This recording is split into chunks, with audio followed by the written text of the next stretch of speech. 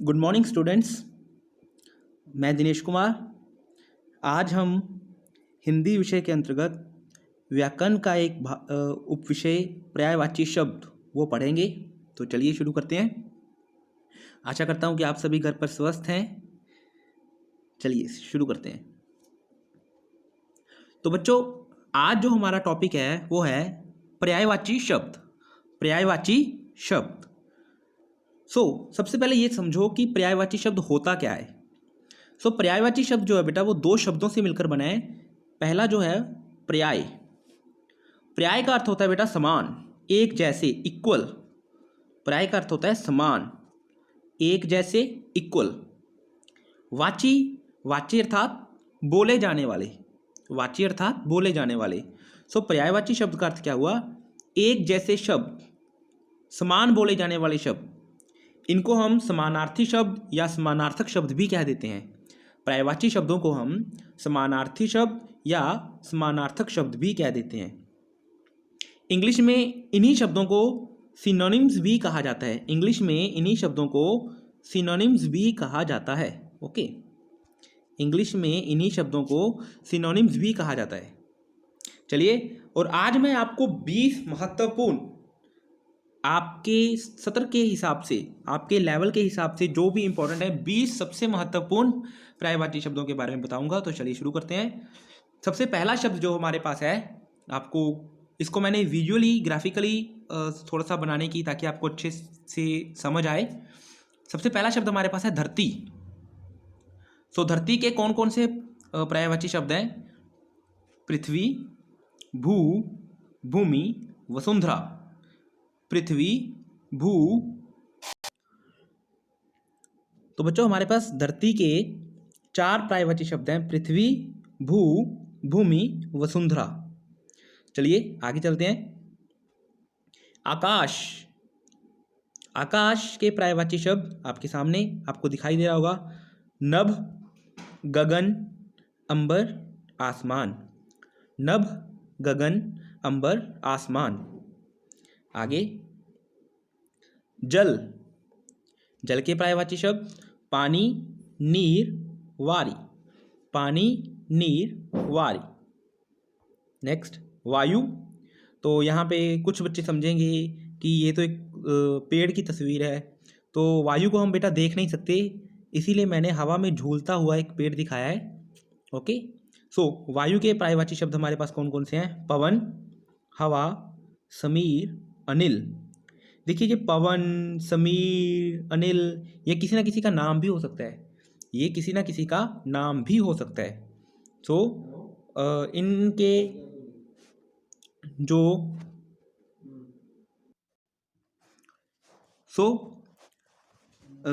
इनका अर्थ वायु ही होता है। इनका जो अर्थ होता है वो वायु ही होता है। ओके, पवन, हवा, समीर, अनिल। आगे चलते हैं। आग। अगला शब्द हमारे पास है आग। आग के पर्यायवाची शब्द: अग्नि, अनल, पावक, ज्वाला। अग्नि, अनल, पावक, ज्वाला। अग्नि, अनल, पावक, ज्वाला।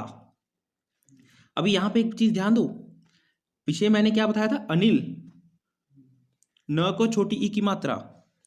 अनिल है तो अनिल, उसका अर्थ क्या होगा? वायु। और अगर अनल है तो अनल का अर्थ होगा आग। इसमें आप कंफ्यूज नहीं होना बेटा आपने। चलिए आगे। अभी हम अपनी परिवार की तरफ चलते हैं। पहले मैंने आपको 5 तत्वों के बारे में बताया था: धरती, आकाश, वायु, जल, अग्नि। ओके, आगे माता। माता शब्द के लिए हमारे पास कौन कौन से पर्यायवाची शब्द हैं? माँ, जननी। जननी अर्थात जन्म देने वाली। माँ, जननी, अम्मा, अम्बा। आगे पिता, जनक, बाप, बाबा, तात। जनक, बाप, बाबा, तात। जनक अर्थात जन्म देने वाला। माता जननी, पिता जनक, बाप, बाबा, तात। ये तात शब्द आपके लिए नया हो सकता है, कई बच्चों ने सुना भी हो सकता है। आपने महाभारत देखा होगा, वहाँ पे वो ये तातश्री आप सुनते होंगे वहाँ, उसमें, उस सीरियल में। तात अर्थात पिता। आगे चलते हैं। मित्र, यहाँ पे आप फोटो में देख रहे होगे कि काफ़ी सारे फ्रेंड्स सर्कल में खड़े हैं। ओके, सो मित्र के हमारे पास पर्यायवाची शब्द दोस्त, साथी, सहचर, सखा। दोस्त, साथी, सहचर, सखा। नेक्स्ट, सूर्य।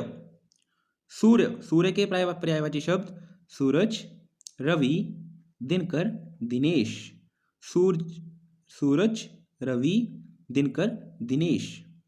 दिनकर, दिनेश। मेरे नाम का भी अर्थ मीनिंग बेटा सूर्य ही है। चलिए नेक्स्ट चलते हैं। चंद्रमा, चांद, चंद्र, शशि, राकेश।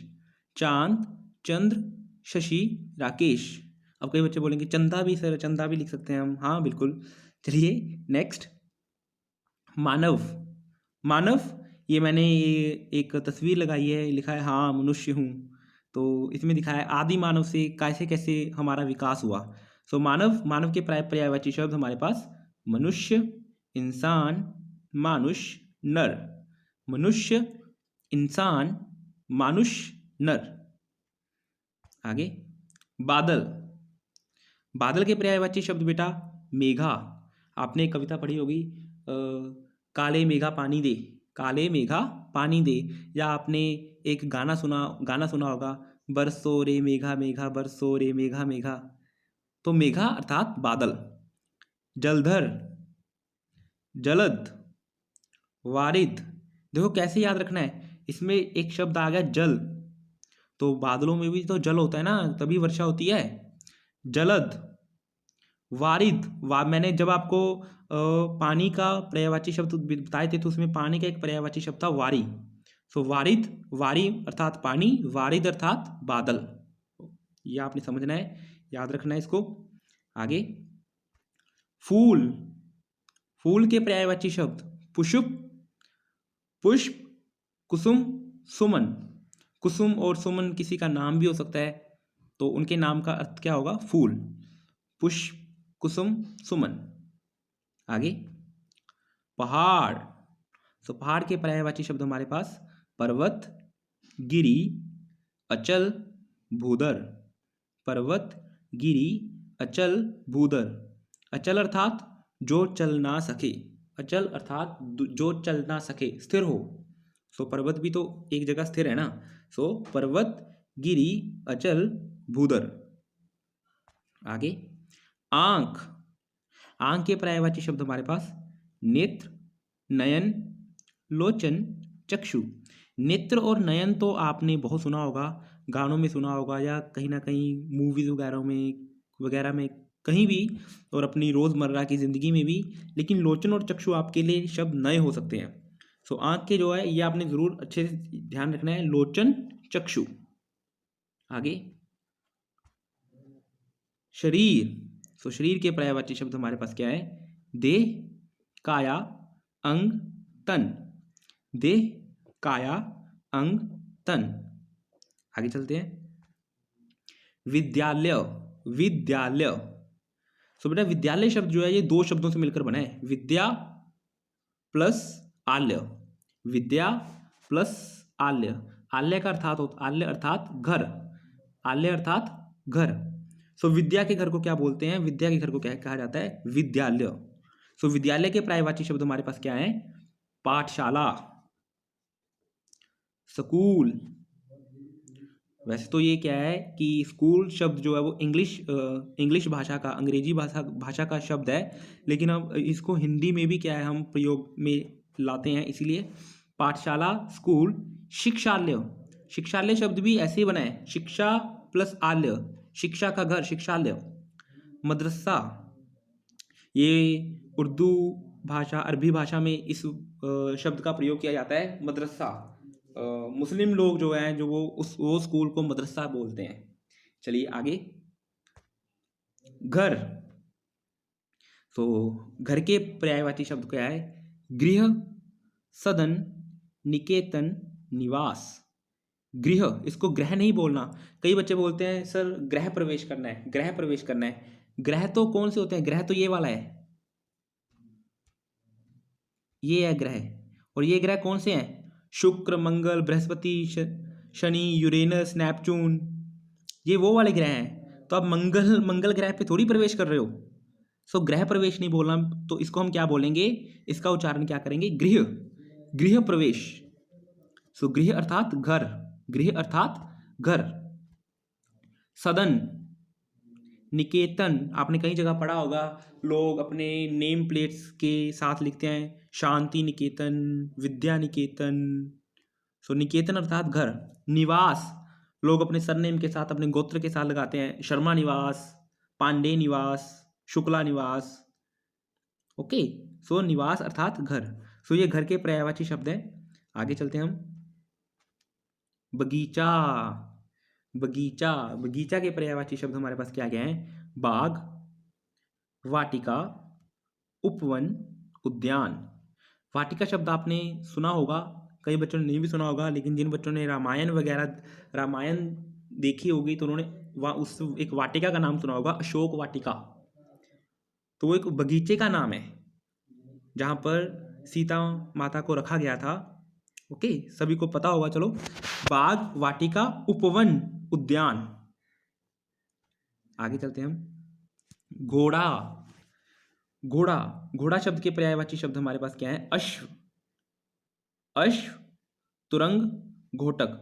अश्व शब्द भी आप बहुत सारे बच्चों ने आपने सुना होगा, अश्व शक्ति और अश्वमेध यज्ञ।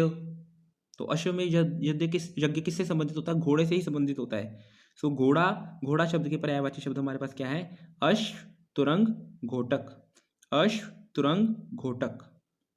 ये आपने ध्यान में रखना है। और धन्यवाद। और एक चीज़ और बेटा, आप इनको अपने दिमाग में कैसे रख सकते हो, आप इनको अपने दिमाग में कैसे रख सकते हो, आप इनको याद कैसे कर सकते हो, वो मैं आपको बताऊं। मान के चलो कि कभी भी रात को आप, मैंने आपको ये पढ़ाया, कभी भी रात को आप चंद्रमा देखो आकाश में, तभी तुरंत आप, मैंने आपको चांद के 4 पर्यायवाची शब्द बताए, चंद्रमा, चंद्र, शशि, राकेश। तभी क्या करो, आप अपने दिमाग में, अपने मन में चंद्रमा के पर्यायवाची शब्द क्या करो, दोहराओ। आपको पता है मैंने 4 पढ़ाए, आप तभी दोहराओ। मान के चलो आपने सिर्फ आप 3 दोहरा पाए, एक आपको याद नहीं आ रहा, तभी उसको तुरंत देखो कि वो एक कौन सा था। जब बार बार इसको आप दोहराओगे, कोई भी चीज़ देखोगे आप, मान के चलो आपने आग देखी, तो तभी अपने दिमाग में दोहराओ कि सर ने हमें आग के 3 पर्यायवाची, 4 पर्यायवाची शब्द बताए थे, वो कौन कौन से हैं। तब आपको अच्छे से पूरी जिंदगी आपको याद रहेगा। चलिए, धन्यवाद। उम्मीद करता हूँ कि आप सभी को समझ आया। Thank you.